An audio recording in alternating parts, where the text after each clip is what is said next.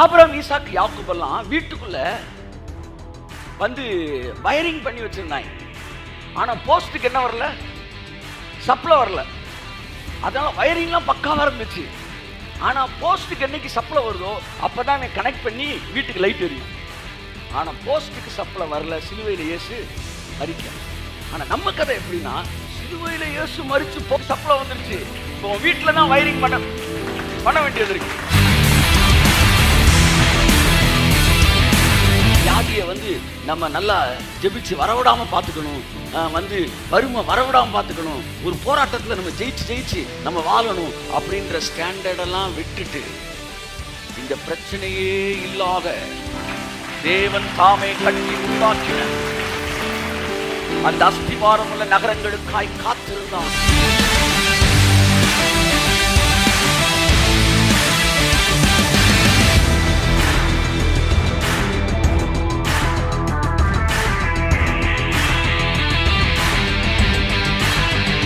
New Jerusalem என்பது இது வந்து மெட்டீரியல் ஒரு சிட்டி கிடையாது, இது ஒரு ஸ்பிரிட் பீயிங்.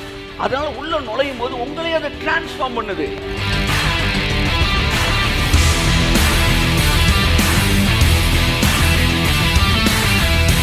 பிரச்சனை எல்லாத்தையும் தொடர்ச்சி எடுக்கிற வாழ்க்கை தான் நியூ ஜெருசலேம் வாழ்க்கை. போராட்டத்தின் வாழ்க்கை அல்ல, போராட்டங்கள் இல்லாத வாழ்க்கை. பிரச்சனைகள் ஜெயிக்கிற வாழ்க்கை அல்ல, பிரச்சனை இல்லாத வாழ்க்கை. வியாதிகளோடு போராடுகிற வாழ்க்கை அல்ல, வியாதிகளின் சாயல்களோடு எல்லைக்குள் நுழைய முடியாத ஒரு வாழ்க்கை. வெளிப்படுத்தல், யோவானுக்கு வெளிப்படுத்தின விசேஷம் 21ஆம் அதிகாரத்தை வாசிப்போம். பின்பு நான் புதிய வானத்தையும் புதிய பூமியையும் கண்டேன். முந்தின வானமும் முந்தின பூமியும் ஒளிந்து போயின, சமுத்திரமும் இல்லாமல் போயிற்று. யோவானாகிய நான் புதிய எருசலேமாகிய பரிசுத்த நகரத்தை தேவனிடத்திலிருந்து பரலோகத்தை விட்டு இறங்கி வர கண்டேன். அது தன் புருஷனுக்காக அலங்கரிக்கப்பட்ட மணவாட்டியை போல ஆயத்தமாக்கப்பட்டிருந்தது. ஆமென். கரங்களை தட்டி இந்த வார்த்தைக்காக நன்றி சொல்லுவோம். எல்லாரும் எல்லாரும் சேர்ந்து சொல்லுவோம். யோவானாகிய நான் புதிய எருசலேமாகிய பரிசுத்த நகரத்தை தேவனிடத்திலிருந்து பரலோகத்தை விட்டு இறங்கி வர கண்டே. நல்ல பிதாவே, எங்கள் கண்கள் திறக்கப்படட்டும். வார்த்தை கேட்கிற அத்தனை பேர் வாழ்க்கை இந்த புதிய எருசலேம் வாழ்க்கை தோங்குவதாக இயேசு கிறிஸ்துவின் நாமத்தில் பிதாவே. கரங்களை தட்டி கர்த்தரை நன்றி சொல்லுவோம். ஆமென். உற்சாகமா எல்லாரும். பரம எருசலேமே பரலோகம் விட்டிறங்குதே, அழகான மணவாட்டியாய் அழகாக ஜொலித்திடுதே. சொல்லுங்க. பரம எருசலேமே பரலோகம் விட்டிறங்குதே, அலங்கார மணவாட்டியாய் அழகாக. ஆமென். நல்ல பாட்டு. முன்னாடி வேற கான்செப்ட்ல போனோம், சரியான டைமென்ஷன்ல பாடிட்டு இருக்கிறோம். கையை தட்டுங்க. ஆமென். பரம எருசலேம் என்கிற அந்த நகரம் பரலோகத்தை விட்டு இறங்குவதை நான் கண்டேன். சபை என்பது பரம எருசலேமுடைய கேரக்டரை பரலோகத்தோட கேரக்டர் மாற்றி பிரசங்கம் பண்ணிருச்சு. அதுதான் இங்க பிரச்சனையே. இது வரைக்கும் பரலோகம் எப்படிலாம் இருக்குன்னு உங்களுக்கு சொல்லி கொடுத்தாங்கல்ல, அதெல்லாம் பரலோகத்தை பற்றி செய்தியே கிடையாது. அது பரம எருசலேம் பற்றிய the quality of New Jerusalem. It is not the quality of the heaven, the nature of heaven. It is the nature of the New Jerusalem. ஒரு பெரிய விஷயத்தை சபை தவறு பண்ணியது. அங்கு பரலோகத்தில் பாருங்க, அந்த வீதியெல்லாம் பளிங்கு மாதிரி இருக்குங்க. அந்த வஜ்ர கல்லு, 12 வாசல், இதெல்லாம் பரலோகமே கிடையாது. பைபிள் தெளிவா சொல்லுது, அந்த நகரத்தோட குவாலிட்டியும் அது. கையத்தட்டு. அந்த நகரத்துல தான் இதெல்லாம் இருந்துச்சு. இப்ப நம்ம வாசிக்க போறோம். அங்கு கண்ணீர் இல்லை, கவலை இல்லை, சூரியன் இல்லை, சர்ச்சே இல்லை. கையத்தட்டுக்கும் போத அந்த ஆட்டுக்குட்டியானவரே இருந்தார். இது எல்லாம் பரலோகத்தில் இருக்கும், பரலோகத்துக்குன்னு சொல்லி கொடுத்தா. இது பரலோகத்தில் இல்லை, அது நியூ ஜெருசலேம்ல இருந்துச்சு. இந்த நகரத்தை பற்றி இன்னைக்கு படிக்க போறோம். எதுக்காக இந்த நகரத்தை பற்றி படிக்க போகிறோம் என்றால், இன்று வரை சபைக்கு இந்த நகரத்தை குறித்த வெளிப்பாடு இல்லை. இந்த நகர வாழ்க்கை தான் கிறிஸ்துவுக்குள்ளாக நாம் வாழ ஆரம்பித்திருக்கிறோம் என்கிற வெளிப்பாடை இன்று வரை பெரும்பான்மையான சபைகள் அந்த வெளிப்பாட்டுக்குள் வரவில்லை. சிலுவை குறித்த முழு அறிவை பெற்று சிலுவை குறித்த அறிவிலே தங்கள் கிருபையின் வாழ்க்கையை துவக்குகிறவர்கள் தான் இந்த பரம எருசலேம் வாழ்க்கைக்குள்ளாய் கடந்து வருகிறார்கள். இது தேவன் தானே கட்டி உண்டாக்கின நகரம். கை தட்டுங்க. இது குறித்த இந்த நகர வாழ்க்கையை தான் இங்கே நாம் வாழுவதற்காக இயேசு சிலுவையில் எல்லாவற்றையும் செய்து முடித்தார். இந்த நகரத்தை குறித்த வெளிப்பாடு இன்னைக்கு சபைக்கு இல்லை. இந்த நகர வாழ்க்கை வாழணும் என்கிற விருப்பம் சபைக்கு இல்லை. இதற்காகத்தான் இயேசு எல்லாவற்றையும் செய்து முடித்தார் என்கிற ஒரு வெளிப்பாடு சபைக்கு இல்லை. ஆனா இந்த வெளிப்பாடு 3000 வருஷத்துக்கு முன்னாடியே ஆபிரகாமுக்கு இருந்தது. கரங்களை தட்டி கர்த்தருக்கு நன்றி சொல்லு. ஆமென். the classic faith of Abraham. அதான் இன்னைக்கு எடுக்க வர விசுவாசம் 14வது பாகம். the classic faith, the kingdom faith of Abraham. வாசிப்போம். எபிரேயர் 11:9-10. விசுவாசத்தினாலே அவன் வாக்குத்தத்தம் பண்ணப்பட்ட தேசத்திலே பரதேசியை போல சஞ்சரித்து அந்த வாக்குத்தத்தத்திற்கு உடன் சுதந்திரராகிய ஈசாக்கோடும் யாக்கோபோடும் கூடாரங்களிலே குடியிருந்தான். ஆமென். ஏனெனில் தேவன் தாமே கட்டி எல்லாம் சொல்லுவோம். ஏனெனில் எல்லாம் என்ன பாருங்க, தேவன் தாமே கட்டி உண்டாக்கின அந்த நகரத்திற்காக கையெழுத்து. Abraham had the revelation of New Jerusalem life. New Jerusalem ன்றது பில்டிங் கிடையாது. New Jerusalem is a life. கையெழுத்து. That is what kingdom life. That is what kingdom life. நான் சொல்லியிருக்கேன் ஏற்கனவே, ராஜா என்பவர் ராஜதானி என்பது வேறு. ராஜா ஒரு குறிப்பிட்ட சில நகரங்களை ராஜதானி தன்னுடைய ராஜகுல மக்கள் இருப்பதற்காக வைத்திருக்கிறார். That is the extension of the palace. Kingdom எல்லா இடத்துல இருக்கு. பேலஸோட எக்ஸ்டென்ஷன் அந்த ராஜதானியில் இருக்குது. இப்படிதான் பரலோகம், அந்த பரலோகத்தோட கிங்டம், அந்த எக்ஸ்டென்ஷனுக்கு பேர் தான் the New Jerusalem. இந்த நியூ ஜெருசலேம் லைஃப் ஸ்டைலை பற்றிய வெளிப்பாடு ஆபிரகாமுக்கு இருந்துச்சு.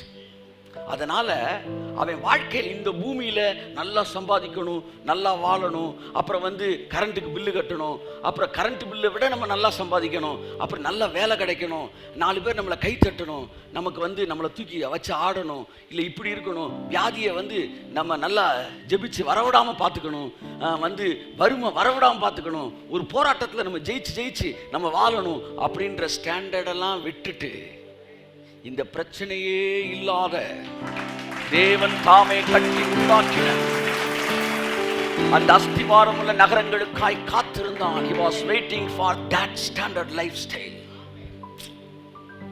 That's what the classic faith, the kingdom faith. பரம எருசலேம் நகரம் அப்படின்னு பேர் வைக்கலாம் இந்த சப்ஜெக்ட், இந்த வார செய்திக்கு. இல்ல தேவன் தாமே கட்டி உண்டாக்கின நகரம் அப்படின்ற தலைப்பு வைக்கலாம். இல்லாட்டி ஹெவன் ஆன் எர்த் ஃபெய்த். ஆமென். அப்படி வைக்கலாம். அதுக்கு ஆமென்னா சரி, ஹெவன் ஆன் எர்த் ஃபெய்த். அதாவது பரலோகத்தை பூமியில வாழ வைக்கிற விசுவாசம். விசுவாசத்துல நிறைய ஸ்டாண்டர்ட் இருக்கு. பைபிள் அதான் ஒரு இடத்துல சொல்லுது, மகா பரிசுத்த விசுவாசம் அப்படி ஒரு விசுவாசம் இருக்கு. அப்ப விசுவாசத்துல பல ஸ்டாண்டர்ட் இருக்கு. நாளைக்கு எப்படி எனக்கு ஸ்கூல்ல இடம் கிடைச்சிடணும், நாளைக்கு எப்படி எனக்கு வேலை கிடைச்சிடணும்ன்றதுலாம் ஃபெய்த் தான். ஆனா பரம எருசலேம் வாழ்க்கை இந்த பூமியில நான் வாழ வேண்டாம் அப்படின்னு ஒருத்தன் நினைச்சானா, that is classic faith. ஆமென். நல்லா கேட்டுங்க. இந்த ஃபெய்த் எல்லாம் நீ கடந்த காலத்திற்கு எல்லா ஃபெய்த்தையும் ஒரு லெவலில் வச்சுக்காங்க. ஆனால் உங்கள் மைண்டு எப்போவுமே இந்த பரம எருசலேம் வாழ்க்கை வாழக்கூடிய ஒரு எதிர்பார்ப்போடு இணைக்கப்பட்ட ஒரு விசுவாசமாய் என்றைக்கு சபை வருகிறதோ அன்றைக்கு தான் சபை தேவனுடைய ராஜ்யத்தை இந்த பூமிக்கு காட்டக்கூடிய சபையாய் மாறும். தேவன் தாமே கட்டி உண்டாக்கின அந்த வசனத்தை வாசிப்போம். ஏனெனில் தேவன் தாமே கட்டி உண்டாக்கின அஸ்திபாரங்களுள்ள நகரத்திற்கு அவன் காத்திருந்தான். ஓகே. 13 வாசிப்போம். இவர்கள் எல்லாரும் வாக்குத்தத்தம் பண்ணப்பட்டவைகளை அன்புக்குரியவர்களே, நீங்க எல்லாம் நினைக்கிற மாதிரி ஆபிரகாம், ஈசாக்கு, யாக்கோபு இவங்க எல்லாம் தேவன் அவனுக்கு ஃப்ரெண்டுன்னு சொல்றதுக்கு வெட்கப்படாத அளவுக்கு அவன் மேல அன்பு, அவன் மேல சிநேகிதன் என்று அழைக்கப்படுவதற்கு வெட்கப்படலையா. அந்த அளவுக்கு இருந்தாங்கன்னா அவங்கெல்லாம் ஏதோ இந்த பூமியில நிறைய பேர் சொல்லுவாங்க பாருங்க, அதெல்லாம் பழைய ஏற்பாட்டு விசுவாசம்.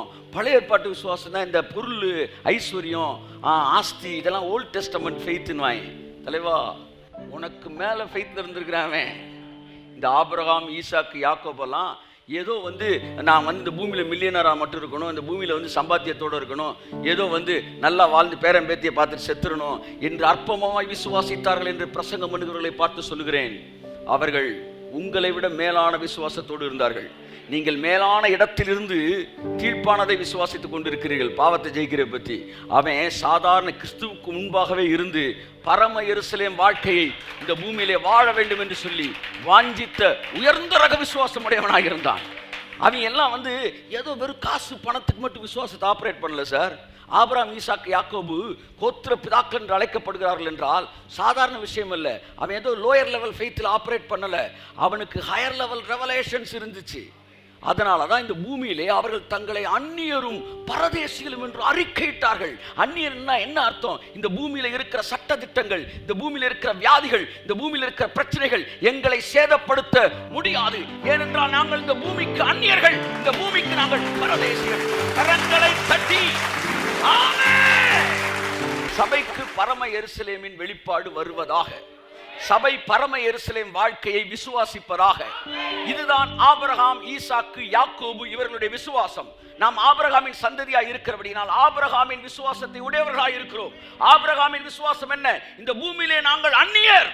இந்த பூமியோட எந்த பிரச்சனைகளும், இந்த பூமியின் எந்த சட்டதிட்டங்களும் எங்களை சேதப்படுத்த முடியாது. ஏனென்றால் நாங்கள் இந்த பூமிக்குரியவர்கள் அல்ல. கரங்களை தட்டி ஆமென். எப்படி பிரசங்கம் பண்ணிட்டாங்க? அந்நியர் பரதேசினா சோத்துக்கு லாட்டரி அடிச்சிருந்தாங்க சார், இப்படி பேசிட்டாங்க சார். அப்ப ஆபிரகாம், ஈசாக்கு, யாக்கோபெல்லாம் பரதேசியா சுத்துனாங்க. அதாவது அந்நியராய், அதாவது என்ன சொல்ல அந்நியராய் அப்படின்னா அவன் கையில கூட காசு இல்லாம தெரிஞ்சாங்க. நல்லா தெரிஞ்சுக்காங்க, உங்க வாழ்க்கையில நீங்க அப்படிலாம் இருக்கிறீங்க, நாளைக்கு ஒரு பெட்டர் ஸ்டாண்டர்ட் லைஃப்க்கு நீங்க வரணும்னு கர்த்தர் உங்களை கொண்டு வர போறாருன்னு சொல்லும்போது இப்பேற்பட்ட ஒரு வாழ்க்கையிலிருந்து நீங்க அங்க வரலாம் அப்படின்னு பிரசங்கம் பண்ணலாம், தப்பு இல்லை. ஆனா இவர்கள் தங்களை அந்நியர் என்று அறிக்கையிட்டது, பரதேசி என்று அறிக்கையிட்டு கையில காசு இல்லாமல் இல்ல. ஈசாக்கெல்லாம் அந்த ஏரியால இருந்த பணக்காரனை விட ஈசாக்கெல்லாம் பெரிய பணக்காரனா இருந்தான், சிட்டிசனை விட பணக்காரனா இருந்தான். அவன் மேல தேவனுடைய ஆசீர்வாதம் இருந்தது. யூதனுடைய வித்து பல வேலைகளை அவனுக்குள்ளே செய்து கொண்டிருந்தது, அதெல்லாம் இல்லை. ஆனா அவன் என்ன சொல்றான்? நாங்கள் இந்த பூமியிலே அந்நியர்ன்றான், பரதேசின்றான். இதெல்லாம் சிலுவைக்கு அப்புறம் நம்ம விசுவாசிக்க வேண்டியதை சிலுவைக்கு முன்னாடி விசுவாசிட்டான். அதான் பைபிள் சொல்லுது, அவர்கள் வாக்குத்தத்தம் பண்ணினதை தூரத்திலே கண்டு நம்பி அணைத்து கொண்டார்கள். ஒரு ஹெவன் ஸ்டாண்டர்ட் லைஃப், கிங்டம் லைஃப்னா என்ன என்பதை குறித்த வெளிப்பாடு ஆபிரகாமுக்கு இருந்தது, ஈசாக்குக்கு இருந்தது, யாக்கோபுக்கு இருந்தது. That is what the classic faith. எப்படியாச்சும் பணம் சம்பாதிச்சிடணும், வேலை கிடைச்சிடணும், குடும்பம் செட்டில் ஆயிடணும், வீடை கட்டணும், மட்டமான விஷயம். தலையில நறுக்குன்னு கொட்ட போறேன் நான். மட்டமான விசுவாசம். இயேசு சொன்னார், எண்ணத்தை உண்போம், எண்ணத்தை புசிப்போம், எவனை காலி பண்ணுவோம், எவனை விழுங்குவோம் என்று வகை தேடி சுற்றி தெரியாதீர்கள். இவைகளெல்லாம் உங்களுக்கு வேண்டியவை என்று உங்கள் பரமபிதா அறிந்திருக்கிறார். முதலாவது பரம எருசலேமாகிய தேவனுடைய ராஜ்யத்தை தேடுங்கள், பிறகவையெல்லாம் உங்களுக்கு. கனவு, சிந்தனை, எதிர்பார்ப்பு, வாக்குத்தத்தம், அவருடைய எக்ஸ்பீரியன்ஸ் எல்லாம் அந்த பரம எருசலேம் வாழ்க்கை. தேவன் தாமே கட்டி உண்டாக்கின அந்த நகரத்திற்காக அவர்கள் காத்திருந்தார்கள். ஆபிரகாமுக்கு அந்த வெளிப்பாடு இருந்தது, பரம எருசலேம் வாழ்க்கை. ஆனா சிலுவையிலே இந்த வாழ்க்கை வாழ்வதற்கு இயேசு ஜீவனை கொடுக்க வேண்டும், தன் ரத்தத்தை சிந்த வேண்டும். எல்லாம் முடிந்தது என்று அவர் அறிக்கையிடும் போது இந்த பூமியில் இருக்கிற பிசாசின் ராஜ்யத்தில் நாம் விடுதலையாகி பரம எருசலேம் வாழ்க்கைக்குள்ளே நாம் நுழைகிறவர்களாக இருக்கிறோம். ஆனா அவன் எல்லாம் விசுவாசம் அவனுக்கு இருந்துச்சு. ஆனா விசுவாசமும் சோர்ஸும் சேர்ந்தாதான் ஹைட்ரஜன் 2 பார்ட், ஆக்சிஜன் 1, 2 சேர்ந்தாதான் வாட்டர் வரும். அவன் ஹைட்ரஜன் இருந்துச்சு, ஆனா என்ன வரல? ஆமாம், கரெக்டு. ஏதோ உங்களை நம்பி பிரசங்கிக்கலாம், பிரச்சனை இல்லை. ஆக்சிஜன் 1 பங்கும் ஹைட்ரஜன் 2 பங்கும் இணைந்தால் என்ன கிடைக்குது? வாட்டர் கிடைக்குது. இப்போ இயேசு கிறிஸ்து ஆக்சிஜனாக இருக்கிறாரு, இவன் வந்து ஹைட்ரஜனாக இருக்கான். ஃபெய்த் வந்து ஹைட்ரஜனை வந்து சிலுவையில் முடித்தது ஆக்சிஜனை. இப்போ இந்த ஆக்சிஜனும் இந்த ஹைட்ரஜனும் கனெக்ட் ஆகும்போது அங்கே ரட்சிப்பு என்ற வாட்டர் என்ன செய்யுது? வெளியே வருது. இவன் எல்லாருக்கும் விசுவாசம் இருந்துச்சு, ஆனால் இயேசுன்னு முடிக்காதனால இவன் பரம எருசலேம் வாழ்க்கை என்ன செய்யல, இந்த பூமியில அனுபவிக்க முடியல. ஆனாலும் சாகுறப்ப கூட என்ன சொல்லிட்டு செத்தானா? நாங்க இந்த பூமிக்கு அந்நியண்டா, நாங்க பரதேசிடா. இயேசு சிலுவையில முடிச்சிட்டாரு. இப்ப நம்ம லைஃப் என்னன்னா, ஆக்சிஜன் முன்னாடி வந்துருச்சு, ஹைட்ரஜன்னா பின்னாடி வரணும். இப்ப ஆக்சிஜன் ரெடியா இருக்கிறனால இந்த செகண்ட் ஹைட்ரஜன் வந்தா இந்த செகண்ட் வாட்டர் வந்துடும். நான் சொல்றேன் புரியுதா? புரிஞ்சவங்க அல்லேலூயா சொல்லுங்க. வேற மாதிரி சொல்றேன். ஆபிரகாம், ஈசாக்கு, யாக்கோபு எல்லாம் வீட்டுக்குள்ள வந்து வயரிங் பண்ணி வச்சிருந்தாங்க. ஆனா போஸ்ட்டுக்கு என்ன வரல? சப்ளை வரல. அதனால வயரிங்லாம் பக்காவா இருந்துச்சு. ஆனா போஸ்ட்டுக்கு என்னைக்கு சப்ளை வருதோ அப்பதான் அவன் கனெக்ட் பண்ணி வீட்டுக்கு லைட் எரியும். ஆனா போஸ்ட்டுக்கு சப்ளை வரல, சிலுவையில் இயேசு மரிக்கல. ஆனா நம்ம கதை எப்படின்னா, சிலுவையில் இயேசு மரிச்சு போஸ்ட்டுக்கு சப்ளை வந்துருச்சு. இப்போ வீட்டில் தான் வயரிங் பண்ண வேண்டியது இருக்கு. இன்னைக்கு நைட்டு நீ வயரிங் பண்ணினா இன்னைக்கு நைட்டே உனக்கு லைட் எரியுது. இனி உங்களுடைய விசுவாசம் எல்லாம் பரம எருசலேம் விசுவாசமாகத்தான் இருக்க வேண்டும். ஆபிரகாமின் விசுவாசம் என்பது அதுதான், ஈசாக்கின் விசுவாசம் என்பது அதுதான், யாக்கோபின் விசுவாசம் என்பது அதுதான். அவன் சாகும்போது தன்னுடைய எலும்புகளை கூட என்ன செய்யணும்? இந்த எகிப்தில் இருக்கக்கூடாதா, இதை எடுத்துருக்கடான்னா. அவர்கள் எல்லாம் இந்த பூமி கண்ணின்னு பேசுறான். இதான் பவுல் எழுதுறான், இந்த உலகத்திற்கு ஒத்த வேஷம் தெரியாமல் தேவனுடைய நன்மையும் கிருபையும் பரிபூரணமான சித்தம் இன்னது என்பதை பகுத்துணரத்தக்கதாக உங்கள் மனம் புதிதாகிறதினாலே பரம எருசலேம் வாழ்க்கைக்கு மறுரூபமாகுங்கள். ஆமென். என் அருமையான தேவ பிள்ளையே, உன்னை தேவன் அழைத்திருப்பது இந்த பூமிக்குரிய வாழ்க்கை வாழுவதற்கு அல்ல, பரம எருசலேமின் வாழ்க்கை இந்த பூமியில நீ அனுபவிப்பதற்காக சிலுவையிலே இயேசு உயிர் கொடுத்தார். இன்று இரவிலே நீ அதை விசுவாசிப்பாயானால், இந்த இரவிலே அந்த பரம எருசலேம் வாசலுக்குள்ளாய் நீ நுழைந்து இந்த இரவு முதற்கொண்டு நீ பரம எருசலேம் வாழ்க்கையை அனுபவிக்க ஆரம்பிப்பாய். ஆமென். ஒரு ஆமென காணம் பாருங்க. பரம எருசலேம் என் வாழ்க்கையை அவர்கள் விசுவாசித்தார்கள். வாசிப்போம் அந்த 2 வசனத்தை முத சொன்னது. ஏனெனில் தேவன் தாமே கட்டி உண்டாக்கின அஸ்திபாரங்கள் உள்ள நகரத்திற்கு அவன் காத்திருந்தான். இவர்கள் எல்லாரும் வாக்குத்தத்தம் பண்ணப்பட்டவைகளை அடையாமல் தூரத்திலே அவைகளை கண்டு நம்பி அணைத்துக் கொண்டு, தூரத்திலே சிலுவைக்கு அப்புறம் தான் அவன் பார்க்கிறான், தூரத்திலே அதை கண்டு பூமியின் மேல் தங்களை அந்நியரும் பரதேசிகளும் என்று அறிக்கை. அவங்களுக்கு பரம எருசலேம் தூரத்தில் இருந்தது.